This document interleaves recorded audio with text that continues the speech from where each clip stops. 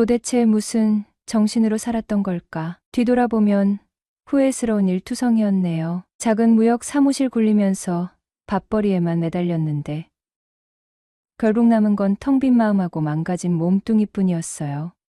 중국에서 싸구려 생활용품 떼다 파는 일. 겉만 번지르르 했지 속은 굶어 있었죠. 거래처 놈들이랑 술자리는 끊일 날 없었고 실적 때문에 또 외로워서 술잔만 들이켰던 날이 얼마나 많았던가요? 사장님, 오늘 컨테이너 하역 작업 시작합니다. 직원 전화에 겨우 몸을 일으켰어요. 비틀거리는 몸 억지로 일으켜 사무실로 향했죠. 책상 위엔 어제 마시다 남은 술병이 뒹굴고 있더라. 왜? 역한 술 냄새가 코를 찌르네요. 젠장, 나도 모르게 욕지거리가 튀어나왔어요. 술에 찌든 삶. 이제 진짜 징글징글했거든요. 사장님, 괜찮으세요? 안색이 영 안 좋으신데요. 직원이 걱정스럽게 물어봐요. 억지로 웃으면서 괜찮다고 했지만 속은 완전 엉망이었어요. 몸은 점점 망가져가고 마음은 텅 비어만 갔죠. 재작년 이맘때였나 문득 재작년에 이혼했던 아내가 떠올랐어요. 45 먹은 아내는 아니 이제는 전 아내는 나한테 질렸다는 듯 당신 이제 더는 못 참겠어. 딱 잘라 말했었죠.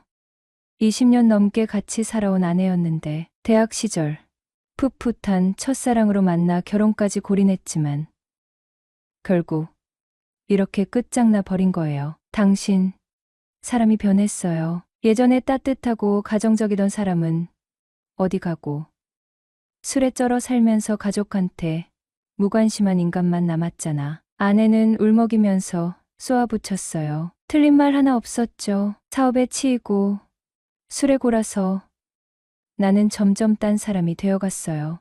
집구석은 뒷전이었고 아내랑 애들한테는 눈길 한번 제대로 안 줬으니까요. 당신 이러다 몸 망가지는 건 시간 문제야. 제발 술 좀 작작 마셔. 아내는 늘 걱정했지만 나는 들은 척도 안 했어요. 아니, 들을 수가 없었어요. 술 없이는 하루하루 버틸 자신이 없었거든요. 하지만 지금 생각해보면 술은 그냥 도망치는 핑계였을 뿐 해결책은 아니었어요. 오히려 술 때문에 모든 게 더 엉망진창이 되어버렸죠.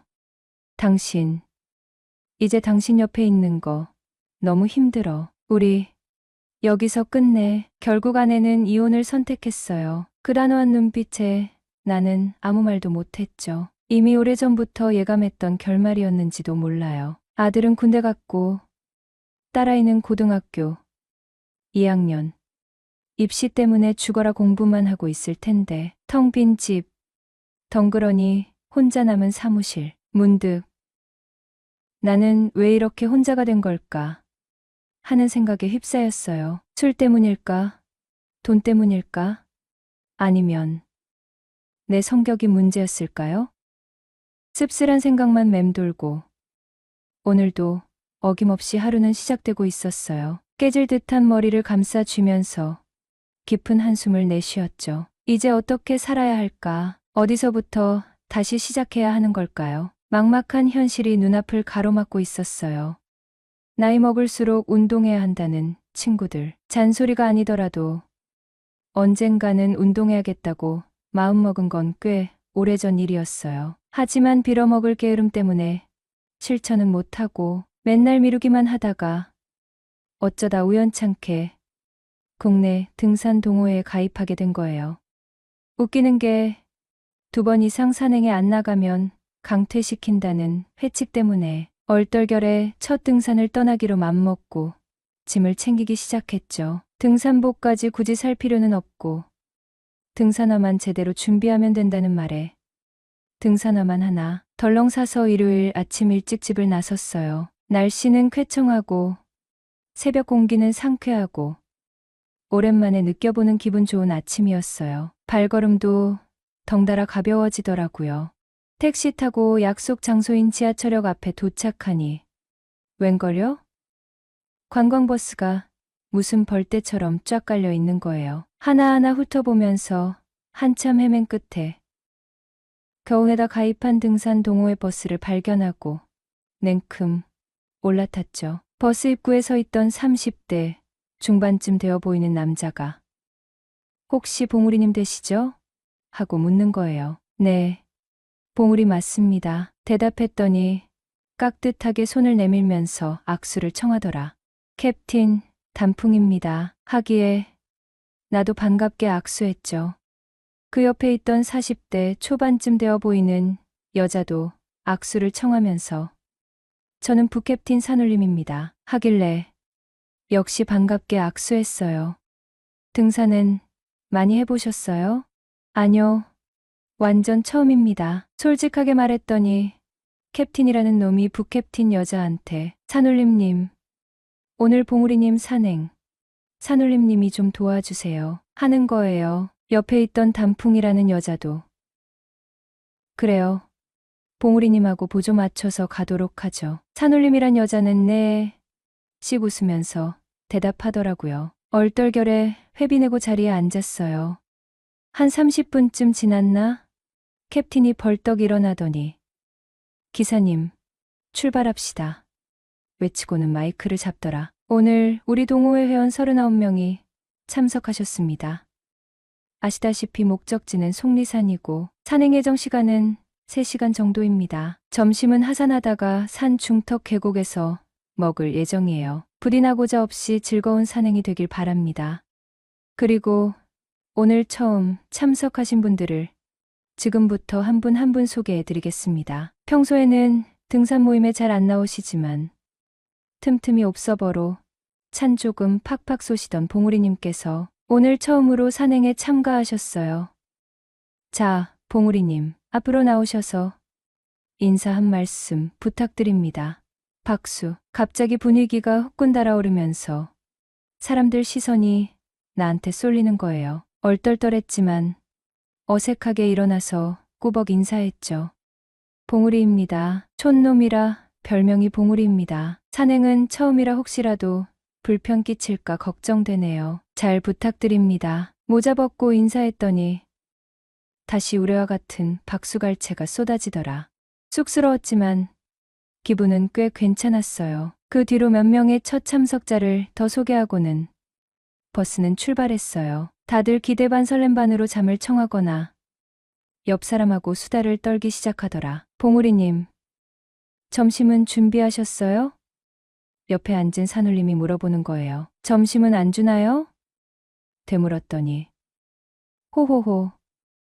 저희는 묻지마 관광이나 놀러 다니는 동호회가 아니라서요. 점심은 각자 준비해 와야 해요. 하는 거예요. 아, 꼼짝없이 굶어야겠네. 혼잣말로 중얼거렸더니 호호호. 캡틴님이 역시 사람 보는 눈은 있어요. 하는 거예요. 뭔 소린가 싶어서 뭐려?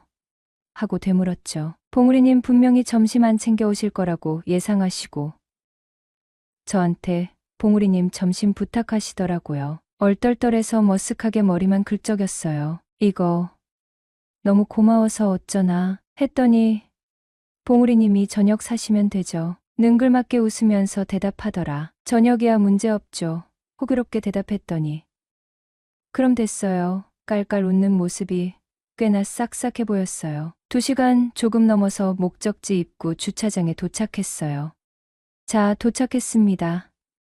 짐 정리하시고 천천히 내리세요. 기사 양반 우렁찬 목소리에 버스가 멈춰 섰어요. 드디어 산에 가는 건가 뭉근한 기대감을 안고 버스에서 내렸는데 웬걸요? 주차장 한쪽에 알록달록 등산복 차림 사람들이 웅성웅성 모여 있는 거예요. 대충 40명쯤 되어 보이는데 슬쩍 훑어보니 남자 여자 비율이 얼추 6대 4 정도? 뭐 평범한 아줌마 아저씨들 등산 모임이겠지. 솔직히 운동 부족이나 면하자는 심정으로 온 터라 사람 구경은 크게 기대 안 했어요. 라고 생각했던 내가 바보였죠. 눈을 크게 뜨고 다시 한번 스캔을 시작했어요. 어라? 이 아줌마들 웬일로 죄다 훤칠해? 죄다 40대 중후반은 되어 보이는 나이대였는데 세상에나 다들 쭉쭉 빵빵 늘씬한 거 아니겠어요. 마치 미스 준마 선발대회 등산 특별전이라도 온 기분이었어요. 여자들 외모만 보고서 일부러 뽑은 건가 싶을 정도로 하나같이 눈에 띄는 미모들이었죠. 선글라스로 얼굴을 가렸어도 감출 수 없는 아우라랄까요? 게다가 다들 어찌나 쫙 달라붙는 레깅스를 입었던지 힙업 운동이라도 열심히 한 건지 엉덩이 라인이 아주 그냥 끝내주는 거 아니겠어요? 아니, 내가 지금 뭐 하는 거지? 정신줄 놓고 여성회원 감상에 푹 빠져버렸어요. 평소 사무실에 찌들어 살면서 술독에 쩔어 있던 내 눈이 오랜만에 제대로 호강하는 순간이었죠. 혹시 이산학회 여자 회원 얼굴 보고 뽑는 건가?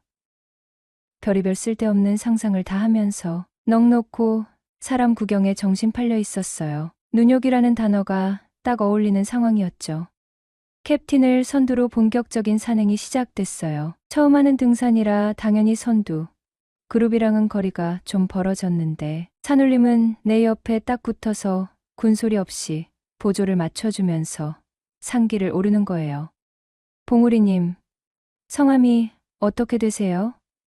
그녀가 조심스럽게 물어봤어요. 오동수입니다. 대답했더니 저는 김은숙이에요. 하면서 자기 이름도 알려주더라. 그러더니 묻지도 않았는데 자기 신상 정보를 술술 털어놓기 시작하는 거예요. 나이는 45이고 아이를 못 낳는다는 이유로 남편하고 헤어져서 혼자 산다고 시내에서 옷가게를 운영하면서 사는 게 너무 심심해서 등산을 시작했다고 하더라. 지금도 혼자 지낸다는 말에 왠지 모르게 짠한 마음이 들었어요. 키는 165cm 정도.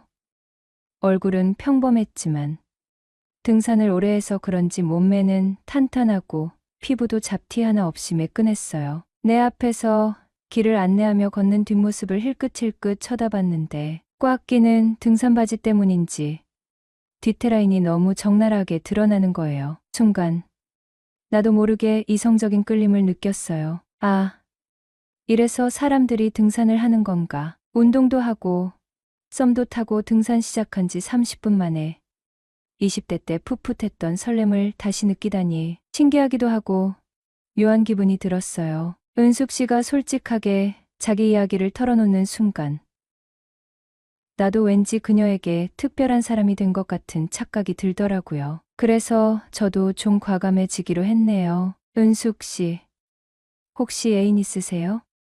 당연히 없죠. 그러니까 이렇게 좋은 날씨에 산에나 다니고 있겠죠. 크크.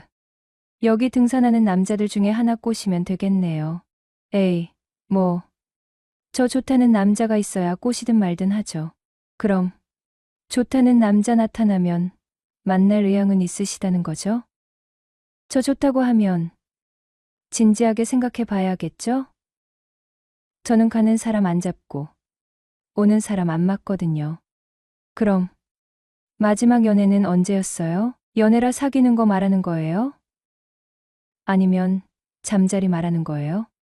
순수하게 물어본 건데 갑자기 잠자리라는 단어가 튀어나오니까 내가 더 당황해 버렸어요. 엉겁결에 잠자리요 하고 되물었죠. 한 달 전쯤? 역시 아줌마는 아줌마구나. 풋풋한 아가씨였으면 저런 말 절대 못했을 텐데 속으로 생각하면서도 은숙 씨의 솔직함에 묘하게 끌렸어요. 은숙 씨, 보기보다 쿨하시네요. 너무 솔직한 거 아니에요? 저도 왜 이러는지 모르겠어요. 동수 씨 앞에서는 괜히 숨기거나 거짓말하기 싫어지네요. 왜 그럴까? 혹시 저한테 잘 보이고 싶어서 그러는 거 아니에요? 모르겠어요. 호호. 은숙 씨, 아까 오는 사람 안 막는다고 했죠? 그럼 제가 한번 만나보자고 하면 어떨 것 같아요? 오늘 처음 뵙긴 했지만 나쁘지는 않은 것 같은데요. 그럼 오늘부터 산에서는 그냥 동료 산악회 회원으로 지내고 평소에는 애인으로 지내는 걸로 할까요? 제가 동수 씨 애인 할 자격이나 있을까요? 은숙 씨 정도면 싫다는 남자 눈이 삐꾸겠죠. 정말요? 동수 씨랑 얘기하다 보니까 기분이 좋아지네요. 그래요? 그럼 둘이 데이트하면 더 기분 좋게 해드릴 수 있는데. 내 능글맞은 농담에 은숙 씨는 얼굴을 살짝 붉히면서 대답을 안 하는 거예요. 왜요? 못 믿겠어요? 크크. 말로만 어떻게 믿어요? 말로는 다 자기가 제일 잘났다고 하겠죠. 아이, 참.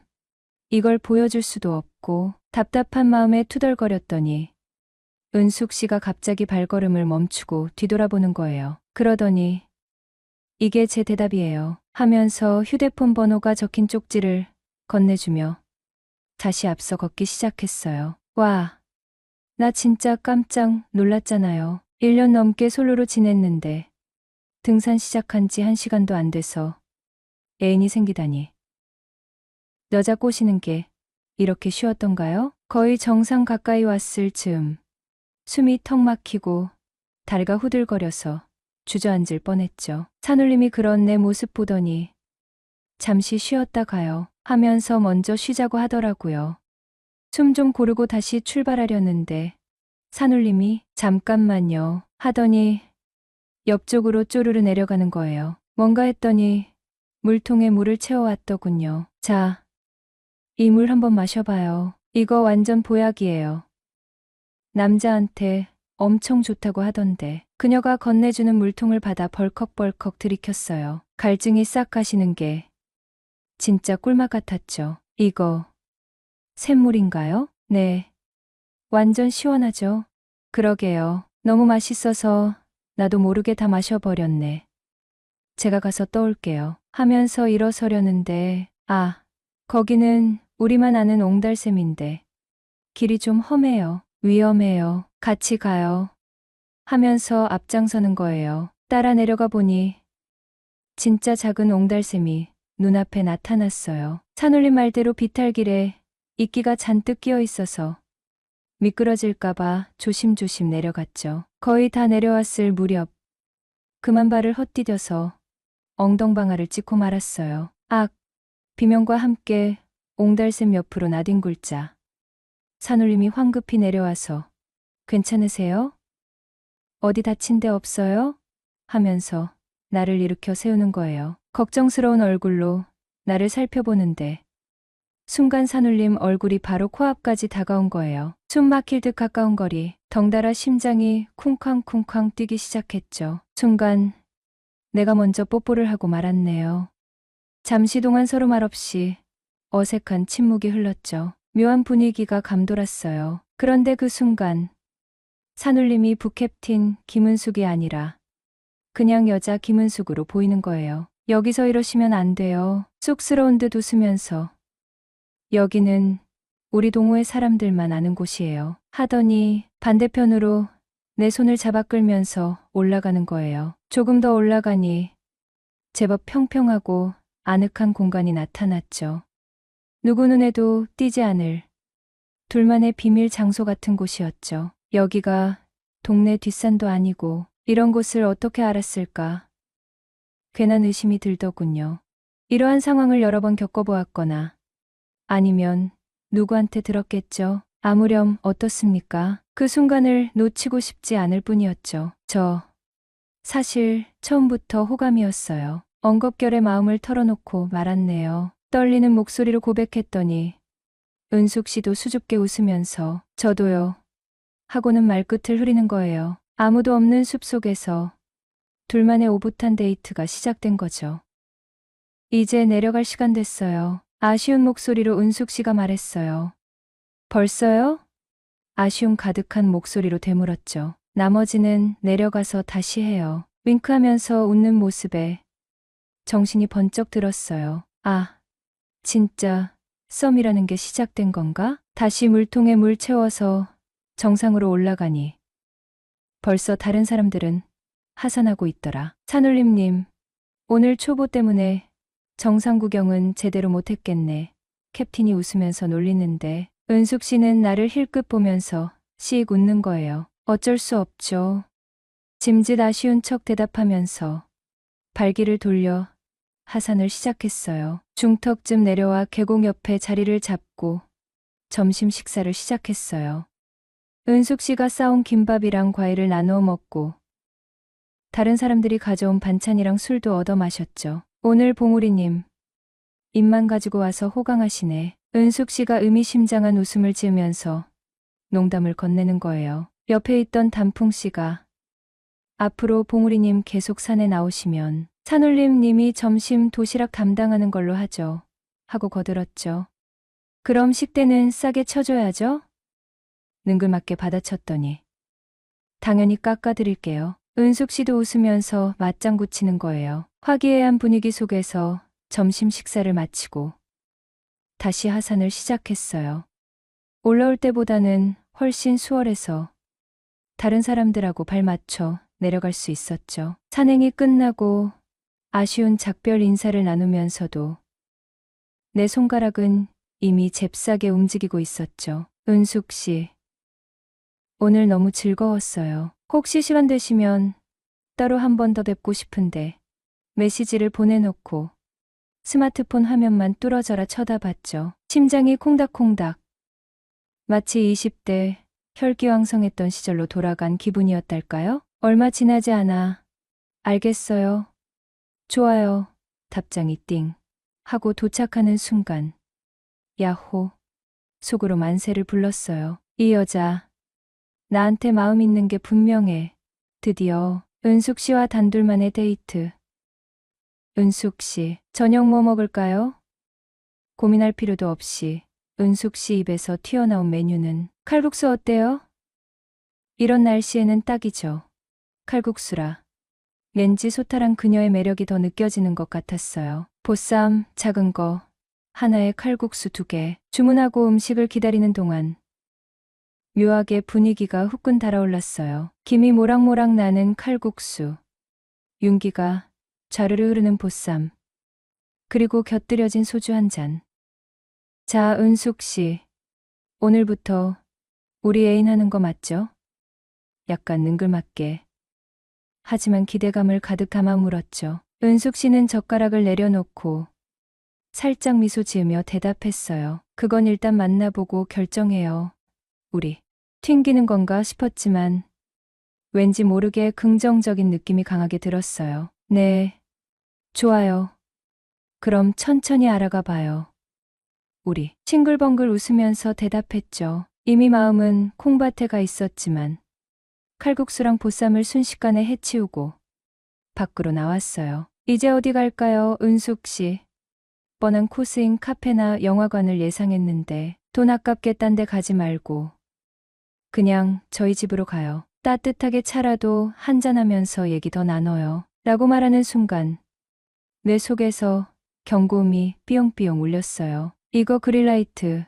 그것도 아주 강력한 초록불인데요. 세상에 이렇게 쉽게 풀린다고?